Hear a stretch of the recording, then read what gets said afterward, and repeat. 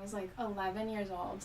We went out to a family dinner, and you hug everyone when you get there. I remember on the way home, my parents told me not to let my cousin hug me anymore. I didn't really understand why, and they kind of explained that he was only hugging me to feel my body. I moved to Saudi Arabia for about 6 months, and then when you're there, you're forced to wear the niqab, which is like the entire body covering, and the hijab. And so I guess after that, I was like maybe like 11 years old, I think. I was kind of like, why do I have to wear this? Why is this necessary? Like, what is so wrong with my body? I worked the front desk of a major lodge in Yellowstone National Park, and I was working the front desk, and we had a bell captain who was in charge of like bags. He wasn't my direct supervisor, but we worked in close proximity every day. He found out that I had lived in Mississippi and he was from Mississippi, so he would always talk to me, but then it went from just talking to trying to flirt with me and just making inappropriate comments to me. I was made to feel like incredibly uncomfortable around him. And then one night we were at the employee pub and I was wearing a Star Wars t-shirt, and he walked up to me and said, "Oh, I didn't know you liked Star Wars," and grabbed the bottom of my t-shirt and pulled me towards him and said, "If I had known that, I would have married you and had babies with you." Freshman year, I'm in chem lab, right? And we're assigned to groups. And luckily, I was put in a group with my roommate and one other guy. But we got put in this group with a guy named Jared, and I don't know what it was. I was not even that nice to him, but he still, it never failed that he made me so uncomfortable. He would just stand too close to me, and I'd be trying to explain things to him. He had no lab experience, and he would just always, I felt like he was just always trying to touch me, and he made really uncomfortable comments. I can't remember if I was 12 or 13.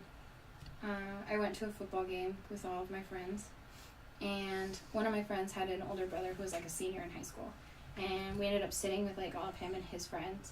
This guy sat down in front of me, and the whole game, like the whole first half of the game, he kept turning around and he would just shove his arm between my legs.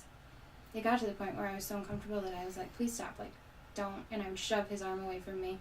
But I was small and he was stronger than me, so he was like, "Oh, haha, this is a fun game," and he kept doing it. Eventually it got to the point where when he wasn't looking, I just got up and left, and I was trying to leave, and somehow that got out, and he told people that like I was being overly sensitive. And as I was trying to leave, a girl my age from like 50 feet away yelled, "Well, he didn't try to rape you." I remember just turning around saying, "I know," and I ran and I started crying, and that was it. We're expected not to make a big deal of small things because, oh, it's not a big deal, he didn't mean anything by it. But I think we use that to like explain away a lot of inappropriate behavior by men. I don't know, like I see him now, like randomly, and he still scares me because he didn't listen, and I was 12, and he made me feel bad because I wouldn't let him touch me.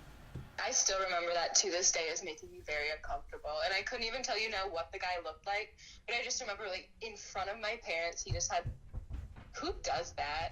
Like looking back on it now, seeing that that's the reason as to why I had to cover up, yeah, it kind of pissed me off a little bit now looking back at it, because it really limits a lot of stuff that you can do. Couldn't ride my bike anywhere, I couldn't do this, couldn't do that, could barely go outside without my dad or brother accompanying me.